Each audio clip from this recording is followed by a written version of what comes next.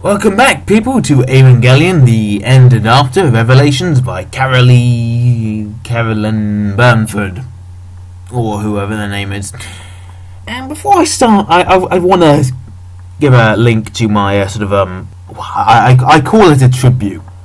It's sort of an Evangelion changed my life sort of thing, and it hasn't really, but it's just a sort of appreciation of it. It's sort of tribute, in a way.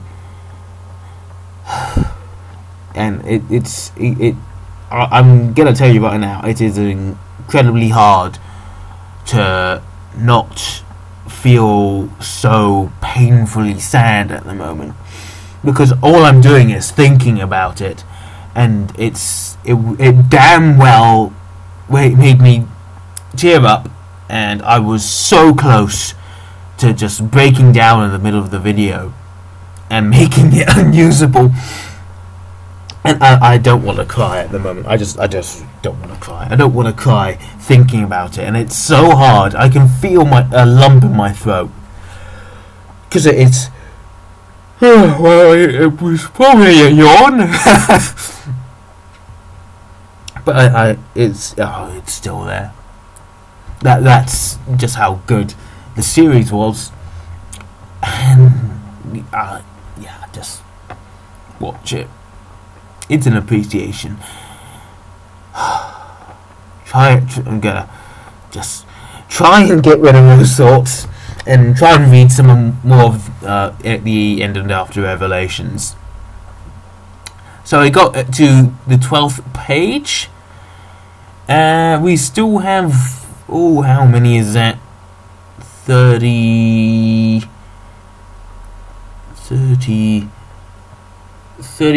29, I think. So about 29 pages maybe left to go. So how about we get on with it, shall we? Okay. Here we go. At 3 a.m. the following morning, the captain called them up on deck again. River had known instinctively that this was no social call this time. Having only dropped off half an hour before, she was roused from dreams of a dark coffin and twin pools of blood amidst whitest snow, and it took her a good few minutes to associate the sounds she was hearing with someone banging on her cabin door. "What is it?" she croaked from a too dry throat. She cleared it and called again, louder this time. "The captain wants to speak to us," said Natalie's voice. "It sounds important." River rolled herself out of her bunk and began pulling on her nerve-issue winter garb. "Coming," she called back. The logo on the breast of her jacket caught her as it always did. The fig leaf and the quotation. The fig leaf was a symbol of knowledge and truth. The quotation, "God's in his heaven, all is right with the world," a representation of authority and trustworthiness. But the fig leaf was cut in half, and that was all Nerve had ever had to offer. Half-truths, hidden knowledge, plans unseen, the illusion of a benevolent shield. The inner workings had always been different to the outer facade. She knew they were not in possession of all the facts. None of them, not even the captain, probably not even Lind. The others might have their reasons for being on this boat. Natalie might even know a bit more than the others. She was supposed to be methodical and careful, or after all, and would likely have found out all she possibly could before agreeing to come along, but to River there was absolutely no reason to trust this new version of Nerve. Nerve had never played the truth straight. The half-leaf and the half-truth, that was their way. Knowing as she did, River should never have agreed to come with them after Third Impact. And yet, here she was. Just why she was here was still partly a mystery, even to her, but it was undeniably must in part be due to the dreams. She remembered standing on the gangway at Bremerhaven, trying to force her way up the ramp onto the ship, the stern-eyed captain impatient on the deck, her uncle exhorting her gently from the docks, the 5 others in her team looking down on her with curious bemusement at her reluctance to join them. It had felt like climbing a mountain. Stepping up that short flight of steps, a vivid dream from the night it before playing out in her head as she moved unsteadily forwards. Snow and blood and eyes of red. "River!" called Natalie through the door. She jumped and pulled the jacket on, zipping it up quickly. "Coming!" she called again, pulling on thick boots and lacing them, before doing the same with her large mittens. She liked the cold. To her, it felt more relaxing than the heat of summer. But even then, she knew the cold of the Arctic could be fatal without adequate clothing, especially at night.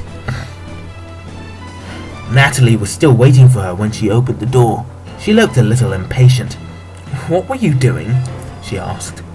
River didn't know how much she could trust Natalie. She had been a full member of Nerve in the past, though she seemed a little less inclined to go along with them now. "I couldn't find my gloves," she lied, not wanting the other girl to know her own mental state was not as strong as it could have been. Natalie looked around the small cabin. There was little enough in the room which could facilitate the possibility of losing things. A bunk, a sink, a table and chair, a small storage locker.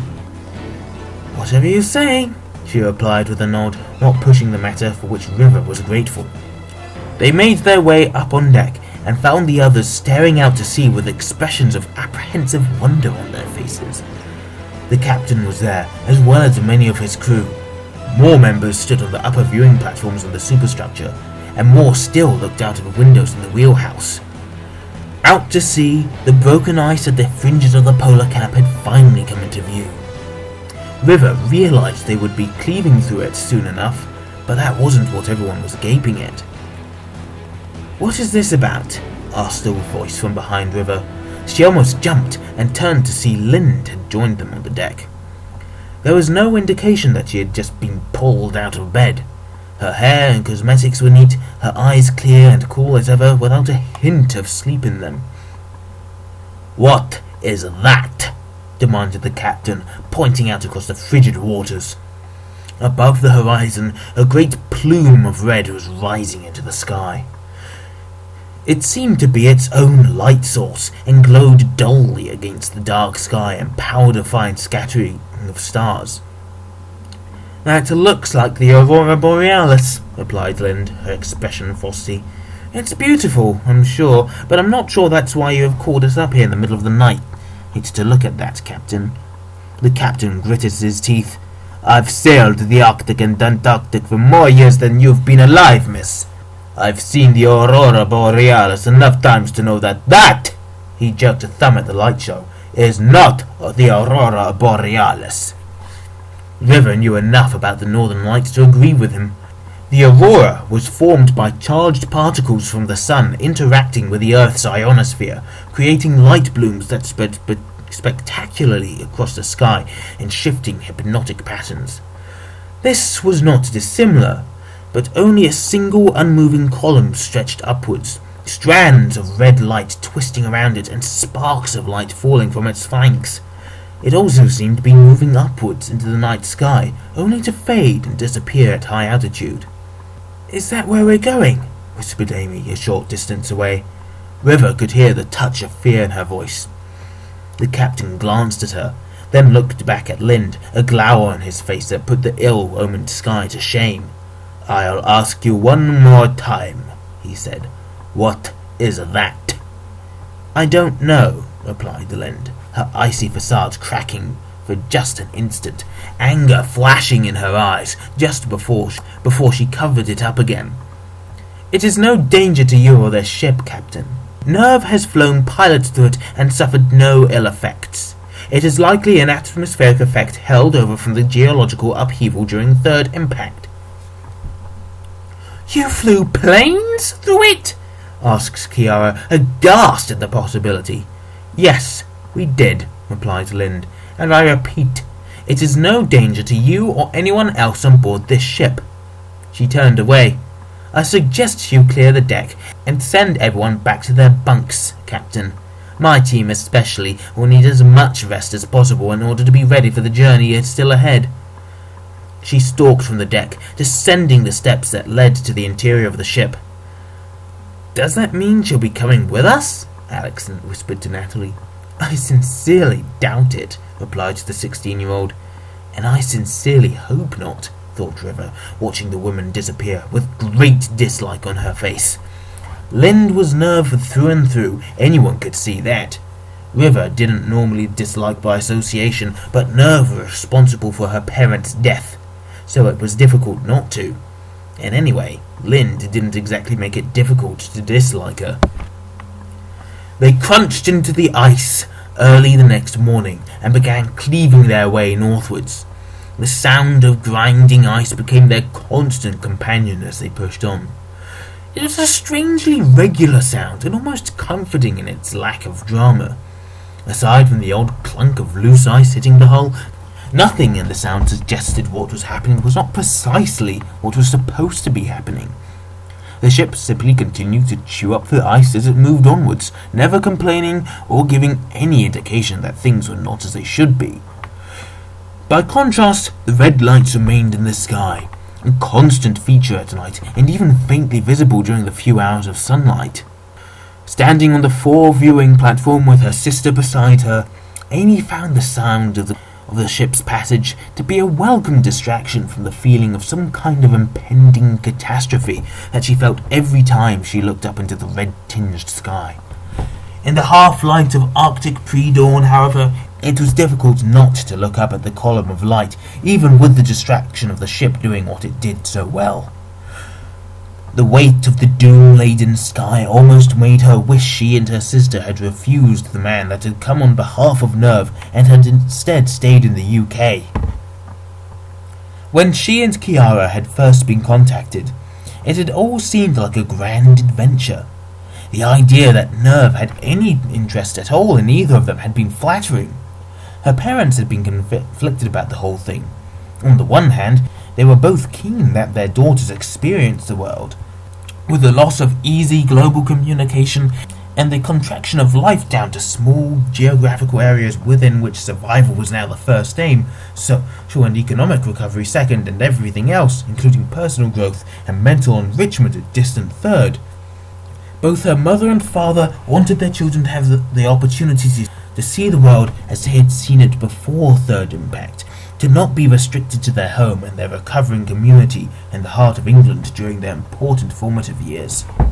On the other hand, they were aware of the peril of going out into a world where law and order had broken down to a great extent, where international boundaries were blurring, and where people might not be as grateful and friendly and hopeful as they were at home. And they were also worried about the re-emergence of Nerve. "One piece of advice," their father had told them, drawing them aside before they climbed into the car that would take them to Portsmouth docks. "Don't trust anyone you meet on this trip. Do you understand? You can like them, you can rely on them, but you never give up your distrust. Not for anyone."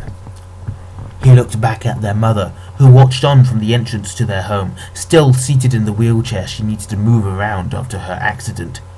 She had smiled bravely at her daughters and nodded in agreement. Amy understood her father's sentiment, and she knew Kiara did too, but having met the rest of her team, she found it difficult to believe that he could mean her any harm. Alex was really nice. Marco too. Natalie was a bit hard-headed, but she was also patient and kind-hearted. She also seemed to keep an eye out for them when they were interacting with the crew, both in the ship's mess or the small lounge, often sitting next to them and joining in their conversations. She almost seemed protective of the girls, something which they both found funny, as Natalie was barely half a year older than them. And it wasn't even that she needed to be. The crew as a whole seemed to enjoy having their sisters on board, organising activities and parties for them, and everyone behaved themselves admirably in their presence, even keeping the bawdy jokes to a minimum, although most only spoke Russian, so any bawdy jokes would likely have been lost on them.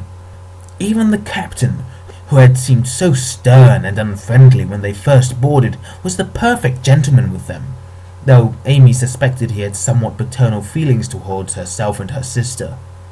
River was always distant, but she seemed to have her own issues. Most of the time she kept to her own seclusion, either in her cabin or in some dark corner within the tour. Nevertheless, She never once turned harsh words on Amy or Kiara, even when she had politely declined their advances at friendship. The only person she found it difficult to warm up to was Lind. That was partly because she had hardly ever stepped outside her cabin, but even when she did, there was a coldness to the lady that Amy found unsettling. Despite her easygoing nature, Amy did not make friends readily. She was shy and found it difficult to talk to strangers or distant acquaintances when her sister wasn't present. Kiara had always been the more outgoing of the two, but she, too, held reservations, and had even confessed to Amy one night in their cabin that she didn't like or trust Lind. They were agreed that there was something lacking about the Nerve Lady. A human warmth, perhaps. Maybe a sense of any kind of common sympathy. It was almost as if she was not invested with the heart of a real person at all. Amy felt guilty about thinking of someone else in this way, but that did not stop her from acting cautiously whenever Lind was present. Not that she had to worry about that much.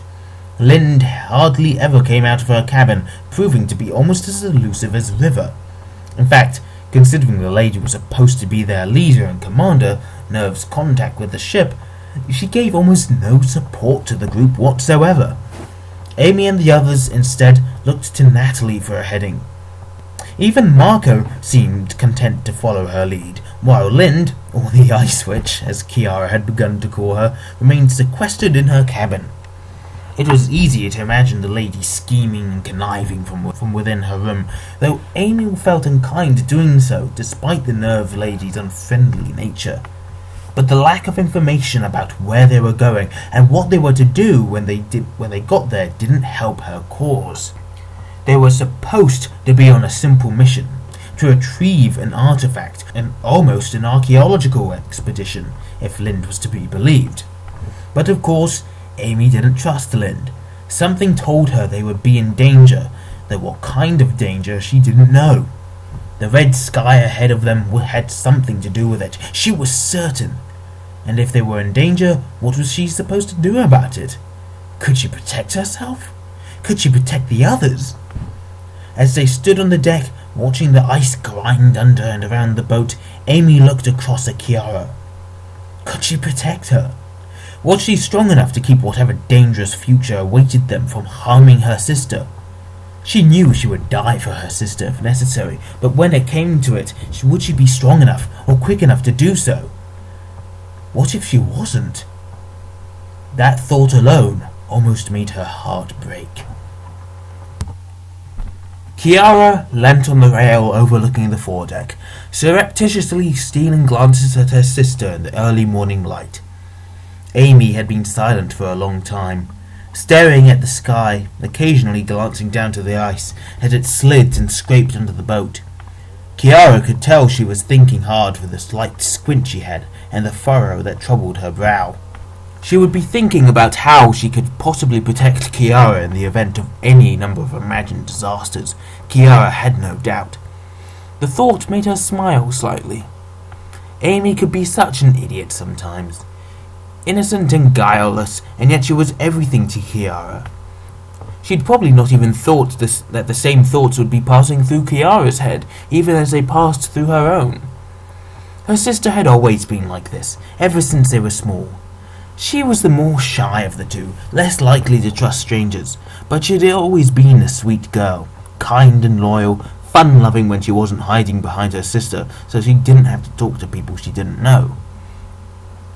Kiara had been the more confident of the pair, more outgoing and bolder in a lot of situations, but she loved her sister and was protective of her, taking care never to leave her behind. Amy reciprocated that care, and then some. One time, when they had been very small, Kiara had got into a fight with a boy their age who had called their father a bad name, and when the boy knocked her down, a lucky punch, Kiara swore to this day, Amy had a run at him, screaming at the top of her childish lungs until the boy made a hasty retreat. Then she found a handkerchief to tend to the blood on Kiara's broken lip, and held her and hummed softly as she cried, until at last all her tears were spent. So Kiara knew exactly what Amy would be thinking. She would be so preoccupied about protecting Kiara, she wouldn't even think about herself. But that was fine. Kiara would protect Amy, and Amy would protect her. She knew it. After all, she had promised their father. Her father, originally a Japanese national before he met their mother and taken up residence in the UK, had been one of the chief designers in the Research and Development Department of Nerve Germany. His work meant he had to do plenty of travelling, but even so he was able to spend most of his working life at home, at his design bench in his study. As such, Kiara and Amy had seen plenty of him when they grew up. His work, especially, fascinated Kiara. He had been a weapons designer, and had chiefly been responsible for designing the technology that went into the creation of the giant progressive knives that the AVA units had all carried, the weapons that had proved to be so deadly in so many situations. It might not have been an exaggeration to say that her father was responsible for the defeat of several of the angels himself, not that he would receive much recognition for that fact these days. Kiara found that thought saddening. If anything, their mother had been way more, employed as she was by Dr. Akagi at Nerve Japan. That was, of course, until her accident. That's what the official Nerve documents had called it, though in reality she had been severely injured during Zeruel's attack on Nerve HQ. Her mother had been lucky to be alive at all, having been buried in a collapsed corridor for several hours. When she was finally rescued, she was sent home to the UK to recuperate, and so had fortunately missed the events leading up to Third Impact, when Nerve headquarters had been stormed by Japan's own military, and its inhabitants and employees, the guilty and the innocent alike, had been butchered in their hundreds. Her field had been theoretical physics, so she had a keen mind and a thirst for new knowledge. Amy took after her in her inquisitiveness and curiosity. She had been so excited at the prospect of seeing the Arctic. She had hardly slept the night before they left, keeping Kiara up with tales of the exploits they would get up to. Then, yawning in the car all the way down to Portsmouth, she had been so happy and so excited. Now that excitement had almost entirely vanished as she looked into the sky. Kiara saw only concern in her sister's face, and that alone was enough to make her wish that he had never come. She wanted her sister to be happy and smiling, not worried that those around her were in danger. But she would never tell Amy that, because even with the danger, Amy still wanted to be here. And in truth, so did Kiara. Footsteps echoed off the metal deck behind them, and a tall figure stepped between the two girls, resting strong yet worn hands on the railing. "It is too cold for young children to stay out as long as you two insist on doing," said a heavily accented voice. They both looked up into the face of the captain as he stared up into the sky. "Good morning, Barishny," he said. "I hope you are both well this morning." Kiara grinned. "Not so bad that a little cold would kill us," she told him. "Well, not before an old codger like you, anyway." Kiara!" exclaimed Amy. The captain looked at her, sidelong, his flinty eyes shrewd. "Hypothermia and exposure are no laughing matter," he said, to which Kiara shrugged. "Neither is that light out there," she said. "Yet we're sailing straight towards it." The captain nodded and chuckled darkly at that. "The strange things humans do when they ought to know better." They all looked back at the light in the sky, silent for a while. "What do you think it is?" asked Amy after a while. "I don't know, but I think it is dangerous," replied the captain. "You should be careful, Barishny, both of you." "Are you worried about us?" asked Kiara with a smile. "Careful, Captain, you'll not be able to keep up your stern facade." "Ha!" exclaimed the captain without a hint of mirth. "It's not just you I'm worried for. My ship, my crew, even if that light isn't dangerous, those on board might be in the pursuit of it." "What do you mean?" asked Amy curiously. "Lind," said Kiara. But the captain shook his head. "Not just her. We took on more crew in Murmansk before all of you came aboard. Men I don't know. Oh, you might not see it, but there is a tension in the crew. And not just because of this mission of yours." "You think they might be here with some kind of agenda?" asked Amy. Perhaps, he nodded, frowning. Yes, perhaps. There may be many on board with different designs, even among your friends. It is a dangerous mix, especially with that Lind lady. And anyway, nothing good ever comes out of associating with Nerve. You sound like you've had dealings with them before, said Kiara. Once, nodded the captain. A long time ago, sailing different waters. He left it at that, and they didn't press him further. Instead, he sighed and stretched his shoulders. I am getting far too old for adventures like this, he told them. Seafaring is certainly an addiction, and in the Arctic, the ice water gets into your blood.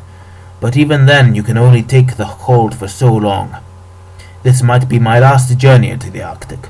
Hopefully then I can go home. Somewhere warm.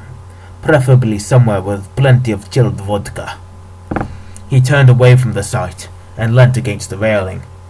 When he had looked at them again, there was suddenly a wry smile on his face. It was the first time they had seen such an expression on the man. It took years off him. I spoke to your lady, Lind, earlier this morning, and she tells me we'll be spending a few days in the polar region. No more than that. Then we'll all be able to go home. Amy and Kiara looked at one another. I don't trust Lind, said Amy. Neither do I, agreed Kiara. I hear you, Barishni, said the captain. The Tor killed its engines and came to a halt around midday the next day. They were let down onto the ice shortly after, and the process of organizing for their hopefully short expedition got underway. Metal and plastic cargo boxes were brought off the ship, and a long tracked conveyor assembled. This would be their means of transporting the lance back to the ship once it had been located. Marco set about testing the curious contraption, checking the controls worked via the remote handset he would carry. Next, he made sure the long-range radio was in working condition, and finally a satellite telephone in a small carry case. This was what he was here for. He was a technical expert, after all. It would be the team's link back to the boat should anything go wrong, and as such, Natalie saw him as the most important member of their group, even more so than herself. The others packed emergency supplies into backpacks, additional clothing, rapid assembly storm tents, flares, and other sundries.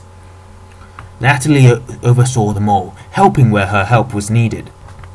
She was vaguely aware of the Nerve Lady approaching, and sure enough, when she straightened from crouching over her own pack, she was standing behind her, wrapped tightly in a weatherproofed fur-lined coat. Her cosmetics were as flawless as ever, even in the harsh conditions of the Arctic. Lind handed her a boxy little handheld electronic device. What's this? Asked Natalie. I don't think you'll need it, she said, nodding to the red column ahead of them. But on one of the flyovers Nerve conducted, a transponder was fired into the ice crust at the target site. That locator should lead you straight to it. There's a second transponder on board the Tor, so when you have the lance, simply retune the locator to its signal, and you can find your way back. Natalie nodded, and tossed the locator to Marco, who caught it. That'd be my field of expertise, then, he grumbled, clipping the device to his belt. More for me to carry. Natalie nodded at him, then turned back to Lind. Who from the crew will be coming with us? She asked. Lind looked at her, her expression inscrutable. You have all the team you'll need, she replied. Natalie glanced at the others, then looked back at Lind, incredulity on her face. You expect us to do this on our own? Lind, with the exception of Marco, they're all kids. Hell, so am I! Lind folded her arms. We have reason to believe the presence of non-potentials may interfere with your ability to retrieve the lance. Longinus may react unfavorably to ordinary people. That's why we're stopping the tour here and not taking you the last distance. Then why is Marco coming with us? Asked Natalie. It's unlikely he'll be enough of a disturbance to prevent your latent abilities from working. And if he is, just send him away. Great! Muttered Marco. The ever-present smile that had been on his face earlier in the voyage had long since disappeared, it seemed. There's something you aren't telling me, said Natalie, gritting her teeth. The woman merely regarded her, coolly. God damn you, Lind! What are we going to find out there? Your mission is clear. Locate the lance and retrieve it. If you can't do that, this has been a wasted journey. Months of planning and scarce resources will be wasted. We'll have to return to Murmansk and find some other way of completing this mission. If that's what you want, you can make your own way home from here. Murmansk is a world away from where Marco and I live, exclaimed Natalie, shocked. And it's not much better for the others. You'd be stranding us. Then I suggest you complete your mission, replied Lind with finality. Marco will have the long-range radio and the satellite telephone, so you will not be cut off. If you get into trouble, contact the ship, and we will work out a way to retrieve you. This was working out even worse than she had expected. Natalie looked at the others, chewing her lip as she did. 5 souls. 6 including me. Not a very auspicious number, but I suppose I'll have to take what I can get. She looked back at Lind. Fine. We'll perform this retrieval, but you'd better have a backup plan if things go wrong. And with that, she turned on her heel and marched across the ice to where Alex and the others were waiting. There was one final unwelcome surprise to come, however. Several further cases had been brought off the ship and cracked open. Their contents were displayed on the upturned lids. Pistols and knives and other weaponry. What is this? Asked Alex, looking at the arsenal arrayed before him. They're added insurance, said the crewman, unpacking the cases. What's that supposed to mean? Replied Alex. He looked across at Natalie. Nobody said anything about fighting. Lind crunched across the snow. This is simply in case of emergencies. If wild animals or polar bears attack you, you have some form of self-defense. There haven't been polar bears since second impact, growled Marco. Lind sighed, a perfect picture of exasperation. Very well. If you can't work it out yourselves, we can't rule out the possibility that other agencies or even militant groups have been drawn to this light show. She pointed to the sky. Nowhere is safe these days, but if you want to go out into the wilderness without these weapons as protection, then be my guest. At her side, Natalie heard River mutter something under her breath. Natalie looked at her sharply. Half-truths, she had whispered. As she looked at the girl, she found her dark eyes looking back from beneath her hair. Does she know something? Natalie found herself wondering. She glanced around. Whether the others had heard what the young German had said or not, Natalie wasn't sure. One of the cases contained several short, boxy submachine guns with attachable shoulder rests. Kiara picked one up, looking at it disbelievingly. What are we supposed to do with these? We've never fired a gun in our lives. I can take you through the basics, offered the crewman. What can all that do? Replied Kiara angrily. We've never been in combat. We don't know how to react. We've never shot at anybody. We've never even held one of these before. Kiara, said Amy, placing a hand on her sister's arm. It's fine. She turned to the man. I'll take one. Just show me how to use it. The man talked her through working the slide, making sure the safety was engaged, or disengaged if her intent was to use it, and checking and reloading the clip. He showed her how to hold it and aim, the attached stock held against her shoulder. She and the others even fired a few bullets out into the white expanse of wilderness before returning the safeties to their on position. Short bursts, Amy recited to herself. A short time later, she tested the heft of the gun in her hands. Stock tight to the shoulder. Short bursts. Are we all ready? Asked Natalie, picking up a pistol and attaching the holster to her belt. Aren't you going to take a bigger gun? Asked Alex, as he slung one of the subs over her shoulder. Don't need it, replied Natalie, picking up her blue fabric case and slinging it over her own shoulder. Anything anybody else needs, they better take it now. Hang on, said Kiara. She went back to the opened cases, and after briefly scanning the contents, picked up a large hunting knife, strapping it to her belt. When the others turned incredulous eyes on her, she shrugged, smiling sheepishly. Just in case. Marco was looking at the transponder locator. Natalie moved it to him and patted him on the shoulder. How far are we supposed to trek? 6 miles due that way, he replied, pointing and grinning. 6 miles. 6 souls on the ice. Natalie didn't like the implications of that. Still, there was nothing to be done about it now. She pulled her hood up and set her wind mask over her face. Then she signaled to the others, and they set off, trudging across the snow away from the ship. It wasn't long before they were struggling. The ice was fairly flat, but the shifting snow crust itself made the going harder than it would have been otherwise. Add to that the worsening light and the fact Amy, Kiara and River were inexperienced hikers and unused to carrying full packs, weapons and all, and things were going slowly, the Sakurai twins soon lagging behind the others. They took a break after about an hour and a half in the snow. Amy, Kiara and River sat panting heavily as Natalie passed around flasks of hot drink to warm them up. It was bitterly cold, and the sun was progressing rapidly towards the horizon after its short stay in the pale sky. The wind had also got up, whistling mournfully across the strange scenery. When they had recovered sufficiently, they set off again. This time the girls seemed to have got used to their travails, and they progressed more quickly. Amy slipped and fell once, but luckily no damage was done, beyond bruised pride, and they were able to continue on without much in the way of a pause for recovery. The sun had set, and the yellow-orange light had long since leached from the deeper blue of the night sky, when they came upon an unexpected rise in the Plutonian landscape. "We go over," Natalie confirmed after a brief discussion. "It's not that deep, and who knows how far round we'll have to go to avoid it." And so they struggled up the short slope, and crested upon what turned out to be the lip of a wide, shallow depression in the ice.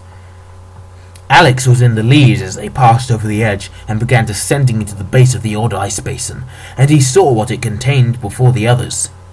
The young Briton stumbled a few steps down the gentle slope, dropping his pack at his side. Everything was eerily quiet. Even the wind seemed to have dropped away here. "Someone's already been here before us!" exclaimed Alex. "And they didn't get to stay very long," murmured River at Natalie's side. She looked at her squad leader, a haunted look in her eyes. "We shouldn't stay here." Natalie found herself agreeing. This wasn't a camp. The people that had been here hadn't even had time to set up that much. Everything was in a state of unpacking. The vehicles were parked haphazardly, tents were half-constructed, their canvases, those that still had canvases, flapping in the wind where they remained unsecured. Packing crates were equal parts stacked and strewn about the depression. When she looked down, she saw hints of bullet casings poking out of the snow. There was a parked helicopter, apparently whole and undamaged, but another was a scattered wreck, long since smoked out where it lay smashed and unusable, as if it had crashed while taking off or landing. Everything was covered with a sheen of ice and thin snow, but of the camp's occupants not a sign could be seen. "Look," said Alex, pointing. The crate he pointed to nearby was stamped with a familiar logo, the half-leaf in quotation. "Half-truths," thought Natalie, remembering River's earlier words. "Lynn never told us about an advance party," said Kiara. "What else has that bitch been keeping from us?" "Kiara!" exclaimed Amy. She had pulled her mask down and her face looked very pale and her blue eyes were frightened. "Well," said Kiara, and she gestured around as if the partial encampment was justification enough for her uncharacteristic outburst. Natalie was inclined to think it was more than enough justification. She had a very sick feeling in her stomach. What have I got us into? Marco had knelt and pulled up a bullet casing from the ice. A rifle lay nearby. "There was fighting here," he said. "But against who?" asked Alex. "And where did everyone go? There's no blood or anything." "How long has this been here?" muttered Kiara. She looked at Natalie. "Days? Weeks? Since before Marco and I even set off from America?" thought Natalie. "I don't like this place," said Amy suddenly. "We should leave. We should go back to the boat." Kiara stepped up behind her and took her arm comfortingly.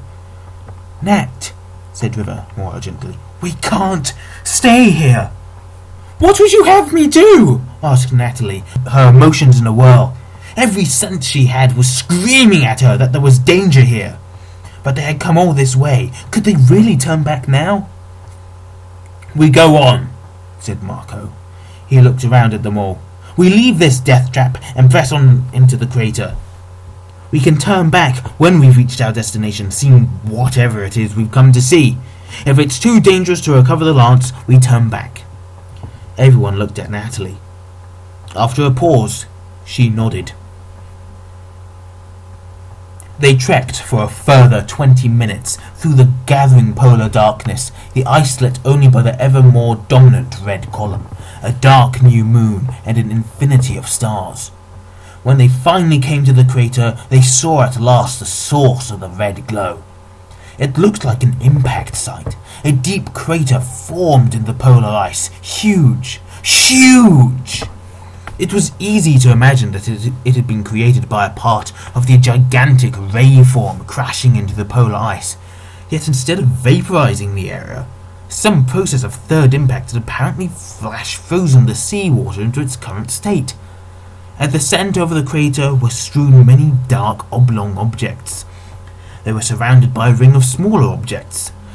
These smaller objects were apparently the source of the red glow, as it seemed to flow off them in waves, swirling slowly around before joining the great column rising up from the crater.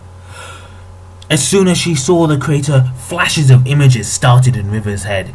Flashes of the dreams she had been suffering since she had returned from instrumentality. But now they were coming as she was awake, interfering with what she was seeing in real life. She saw blood, lots of blood, but whose blood it was, she had no idea. "What is it?" asked Natalie, taking her arm. River realized she had collapsed to her knees without even noticing. "River! What's wrong?" Nothing," she replied, struggling to her feet again. "Just light-headed, that's all." "Can you go on?" asked Natalie, real concern on her face. River looked up at her, and suddenly she felt a hot rush of both guilt and gratitude towards the other girl. She had cut herself off from the others for the entire journey, but now she realized she needn't have. Natalie was a good person. They all were. "Natalie," said River, "thank you." Natalie looked uncomprehending, but she nodded nevertheless, managing a confused smile in reply. They moved down into the crater, slowly and cautiously, leaving the conveyor parked at the rim for the moment. River saw that the others, save for Natalie, had all taken their guns in hand and were clutching them nervously. They'll be virtually useless now, she thought, and then wondered why she knew that. The snow inside the crater felt strange underfoot, soft, almost spongy. It also felt less slippery somehow. He descended deeper into the crater and came upon the circle of dark objects, whereupon a horrible discovery was made. "Oh my God! They're people!" gasped Amy. The advanced group, thought River. They had to be. This is what had happened to them. This was why there were no bodies or blood at the camp. They had simply been overcome by some unknown force and brought here. Each person was kneeling, slumped, their dark clothing covered in frost. Their hands and faces were mostly uncovered, and their flesh looked swollen, an unhealthy, ruddy colour, as though the skin had been exposed to the elements for too long. What looked like red vapour streamed off them, curling up into the sky. They looked both bloated and yet somehow diminished inside their clothing, and apart from the breath making their chests rise and fall, they were dull-eyed and totally unmoving. "We have to help them," said Alex, reaching for the nearest of the figures, a man. A bright orange flare threw him backwards before his hand even came into contact. He landed several feet away. "Alex!" cried Kiara, and they hurried to his side. "I'm okay," said Alex, as they crowded around him. His shocked breath steamed in the darkness. "I'm okay. Right? I'm not dead, am I? Not unless the dead talk," said Marco with a dark grin. They hauled him to his feet. "That was an AT field," said Natalie in disbelief. River remained crouched on the ground, both hands on her head. The visions were coming faster now. Red eyes, white skin, pale hair, pools of blood and death. death everywhere. "You're not okay," said Natalie, kneeling down again. "What's wrong?" "It's this place," replied River around a groan of pain. "It's doing something to me." She looked at Natalie with dark, pain-filled eyes. "Can we just get everything over with so we can get out of here?" Natalie nodded. "Let's go then." With Natalie supporting River, they moved past the outer circle, giving the kneeling man a wide berth. Soon they were passing among the rectangular boxes they had seen in the aerial photos. They were bigger than they had seemed in the photo, about 4 foot wide and 8 foot long, made of some unidentifiable black material that was smooth and glossy to the touch. There was something different, however, to what they saw in the photo. All of them, save one, had had their lids removed and cast aside. They lay discarded on the snow, and the boxes, whatever they were, lay empty also. "What the hell is this?" muttered Marco. River had no answer for him. None of them did. They pressed on, towards the centre of the crater, where the only unopened box lay.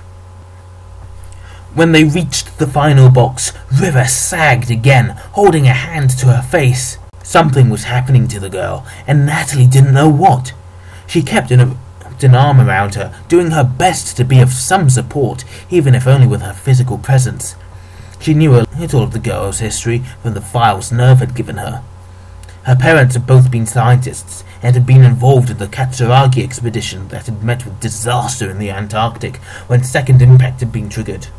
River had only been a few months old when both her parents were killed. Apart from Marco, she was actually the oldest of the group, not far from her 17th birthday, and was the only one of the potentials born before Second Impact occurred. None of this, however, explained what was happening to her now.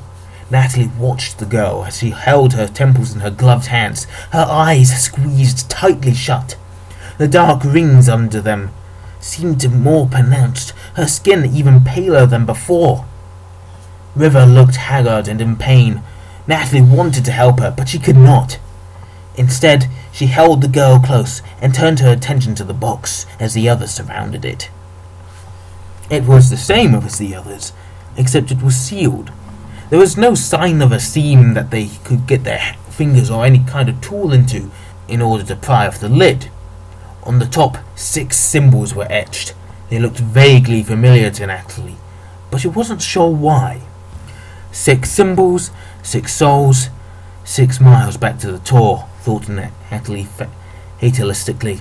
She wasn't one for omens, but this place brought out the worst in her in terms of superstition. "So, do we open it?" asked Alex. "Go ahead," replied Natalie. She and River watched as the others, each in turn, attempted to force the smooth box to open. They pushed and pulled, they even climbed on top and jumped up and down on it. Alex tried, Kiara tried, then Amy tried, then Kiara and Amy together. Even Marco had to go.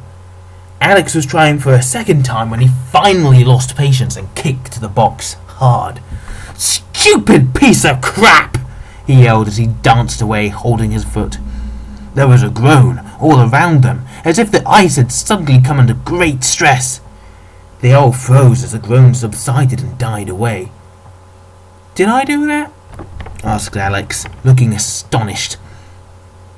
Natalie was about to answer when a vast throb of acoustic noise threw them all to the ground, each clutching their ears.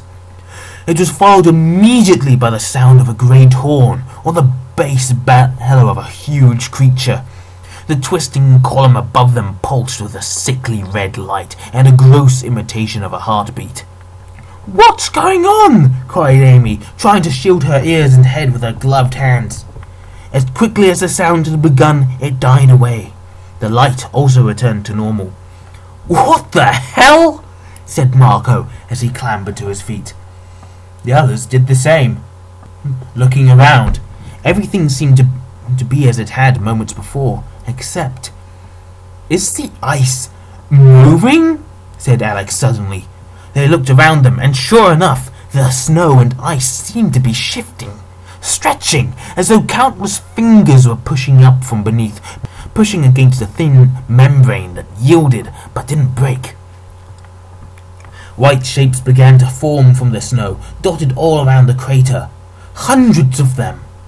Another groan sounded, this time cut with a resonant creaking, as if of ship's timbers under great strain. All around the coffins, the kneeling men and women began to pop, bursting into orange-red liquid that sprayed across the snowy ground, dropping suddenly empty clothing to the ice. One or two of them cried out before they went, though none seemed aware that at a conscious level what was happening to them. "What is this?" cried Amy, backing up against the closed box. "This does not look good," thought Natalie. "Not good at all." She pulled her pistol from its holster. "We're leaving," she told them. "Right now." "But the lance," began Alex. "Doesn't exist," finished Natalie. "It's certainly not in this coffin. Nerve are lying to us about that. And even if they aren't, we can't get into it to prove it, so there's no way I'm staying here to die like those poor unfortunate souls." She pointed to the thinning ring of kneeling people. The fingers of ice were resolving into definite shapes. Figures. They looked horrifyingly familiar. White skin, pale hair, and red eyes. Only they don't have red eyes, Natalie realized. Their eyes are black as madness, with only points of red to distinguish them from bottomless holes. She grabbed River under her arm and pulled her to her feet. "Let's go," she said, and she tugged the girl along into a stumbling run. The others had no choice but to follow. They all dropped their packs and ran so as to be unencumbered. As they ran, Natalie screamed at herself internally. "This is my fault! This is my fault! This is my fucking fault! I thought our status as potentials meant we had some value to Nerve, but what if we're just another advanced team like the one turning to LCL all around us? And what if this is exactly what Nerve planned? What if we go back and the tour isn't even there anymore?" They would be screwed. Completely and totally. A figure rose up before her, pale arms reaching nakedly for them. Natalie lifted her pistol and put a hole through its forehead. The figure staggered and fell away, its form dissolving back into the snow. But even as it disappeared, another formed to take its place. Or was it the same one? Natalie wasn't sure. They ran on, past the circle of men and women, stumbling up the outer crater walls towards the conveyor. The others were firing now, but Natalie was happy to see they kept their discipline, even through the stress and fear, only firing off shots in ones and twos at the closest of the white creatures. She and River made the lip of the crater first, and they ran past the conveyor without stopping. The others were hard on their heels as they pounded down the outer slope, their lungs burning. Fortunately, there didn't seem to be any figures crawling out of the snow on this side. When they reached the bottom of the rise, Natalie immediately struck out across the flatlands as fast as her legs would carry her. "I can't!" gasped Marco, and he collapsed to the snow-covered ground. "You have to!" replied Natalie, hurrying on, not glancing back.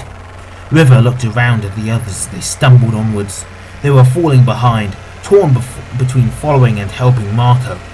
"Natalie," she gasped, even as she was dragged along. "Natalie, wait!" screamed Amy, shrilly. This brought her to a standstill at last. She rounded on the others. "We can't wait! We can't stand around talking! Those things are coming!" Kiara looked pleading. "Natalie, think! They'll catch us on the ice! There's no way we can run all the way back to the tour!" "We don't need to!" exclaimed Alex suddenly. "The helicopter at the Nerve encampment! I can fly us out!" "You've flown helicopters before?" asked Natalie. "Well, in the simulator," replied Alex, "but I only crashed a couple of times." They looked at one another skeptically. "I don't see any other way," said Marco heavily as he hauled himself upright again. Natalie nodded. "The encampment, then."